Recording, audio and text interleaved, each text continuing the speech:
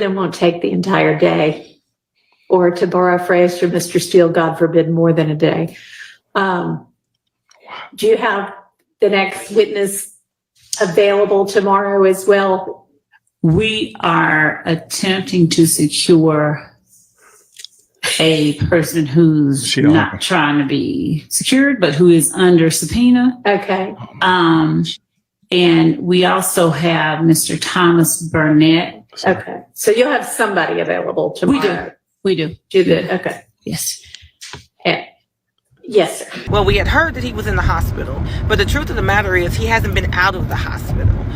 He's been in and out of the hospital for over 10 times over the last 3 to 4 months. Love and Hilton, the DA, knew exactly where he was. They had him under subpoena to testify, but they knew for a fact that he was absolutely in the hospital.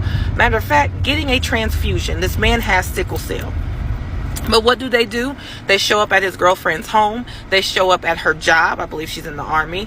And they go as if they don't know where he is. They literally grab him from the hospital as he's signing his discharge papers. They take this sick man, place him in the county there. They have since moved him since earlier to Rice Street. A sick man with sickle cell who just had to get a transfusion is now sitting in Rice Street. Why? Because they feel like it. And before you start, no, he does not have a plea deal. No, he does not have anything hanging over his head. He is a lay witness. He is as lay as you and I getting on the stand and testifying. What they're upset about is he has said over and over again, time and time again, y'all don't have anything on me. I've served my time for what I did. I'm pleading the fifth and I'm not testifying. They're trying to hold something over his head. This should almost be attempted unaliving. Why would you take someone this sick and put them in those type of conditions but for the fact that you want something to hold over their head to make them do what you want them to do? Yeah, it's rewind time. Incident, the shooting up the houses. Mr. Zachary also puts two gentlemen, a Trevante Turner and a Tay, as being in the caravan with them shooting up these houses. Trevante Turner is sadly deceased. He has never been, I've never heard anyone allege that he was a member of YSL. The paper just reported that he was associated with, I believe it was If Gang. I'm not sure I'm going to go on what the paper says. I understand, but the state has never alleged that. He's not charged in this. Okay. This is a gentleman who, has not, there's been no allegations that he's been affiliated with us. I believe that there's a suggestion that he's a friend of Kenneth Copeland's, but that's it. So I don't want it to come in, but I don't have a legal argument at this point against them. Mr. Zachary saying Trevante Turner was part of this mission that he's claiming existed.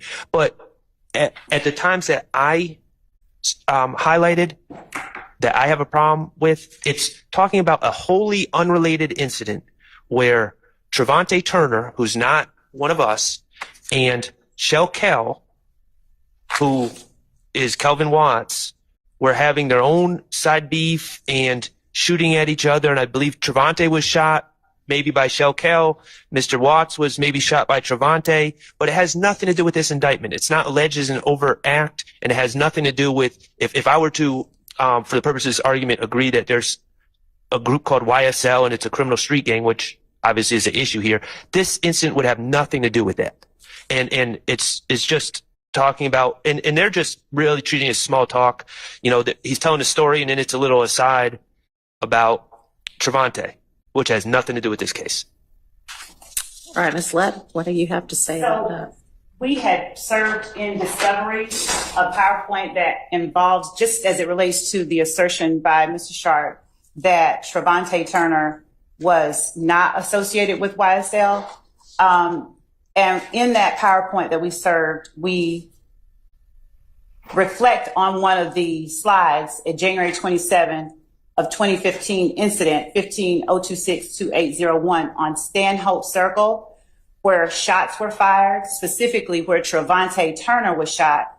And it's listed that he is an associate of YSL/30D. Just to go to the assertion that there's never been any indication about Trevante Turner being YSL. Well, but an associate of YSL and a member of YSL aren't the same thing. they aren't, but I'm not asserting one way or the other as it relates to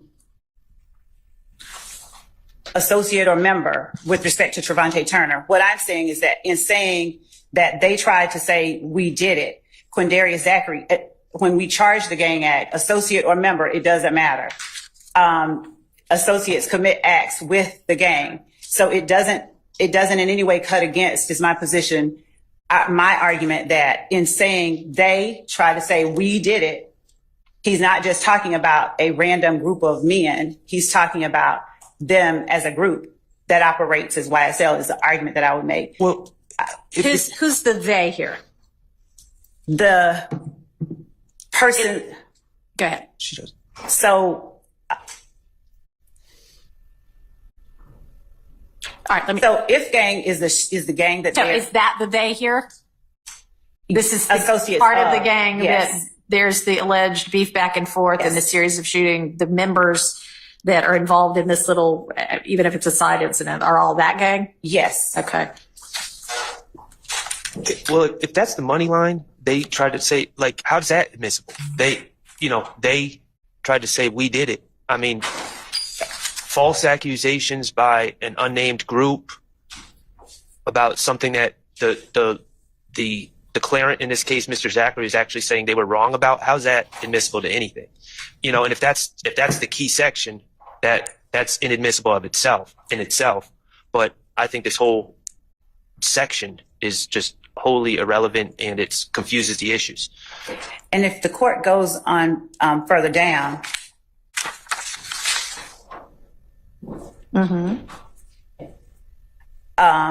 investigator Dennis elaborates, that basically you all were laying in wait for Kelvin Watts. It says Watts, but it's Watts, W-A-T-T-S, Shell Kel, who also has a gray Charger. Just in the continued conversation with everything he asserts, he is making an affirmation about the existence of the gang itself. Yeah, that's what they say. Is what Quindarius Zachary says. He's not pushing back against the notion that they would be laying in watch for Shell Kel. He's just saying, yeah, that's what they say. There's an acknowledgement still of an opposition and of a group that he belongs to. All right. He's literally saying, no, that didn't happen. Right. But she's not offering it for whether it happened the way they said it happened or not. She's offering it for the concept that Mr. Zachary is saying, yeah, there's this we here that is YSL. And that is certainly relevant to the issues in this case. And if you want some kind, if it even comes in, because I assume, this is all if he doesn't testify as the state thinks he will, and then they have to impeach him. Although, it would be interesting to see how you use this and what you would be using this to impeach for. Because if your purpose with it is to establish there's a we and a they, then he'd have to testify inconsistently to that for you to be able to use this. Do you understand? Yes. Okay. And Your Honor, and if that is what you're able to then use it for, I'd be happy to limit that this is only for the purpose of that, and it's not for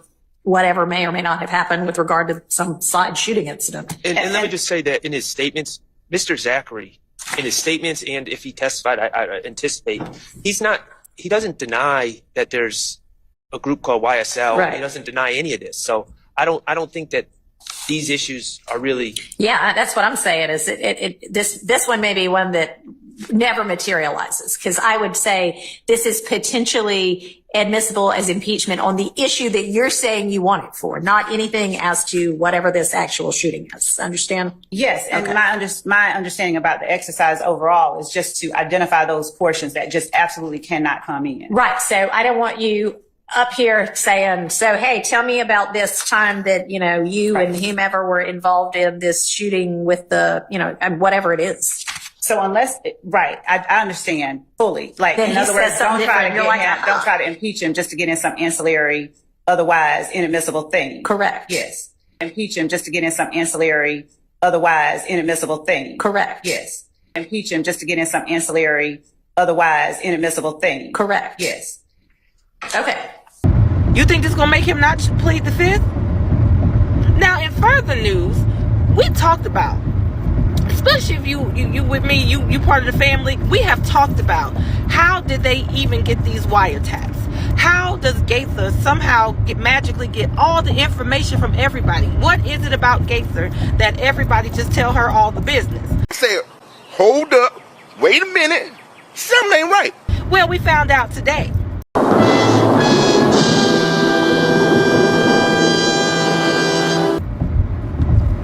Quindarius Zachary's aunt, Little D's aunt, is Gaither's wife. All she got to do is pull up to Thanksgiving dinner. All she got to do is pop up at the cookout, hear something Little D talking about, Little D's mama talking about some trouble he didn't got into. That one there was a violation. Personally, I wouldn't have it. Material witness is a term used primarily in legal contexts. It refers to a person who possesses information essential to the outcome of a legal case. The word material in this context means that the information the witness has is significantly important. This term is often used in criminal cases, where a witness's testimony can be crucial in determining the outcome of the trial. A person is considered a material witness when they have unique or first-hand knowledge about an event or situation that is being examined in court. The shooting up the houses.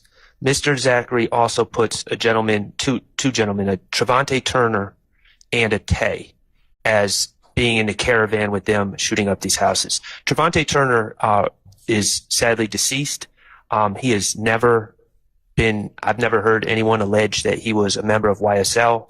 The paper just reported that he was associated with, I believe it was If Gang. I'm not sure I'm going to go on what the paper says. I understand, but the state has never alleged that. He's not charged in this. Okay. This is a gentleman who,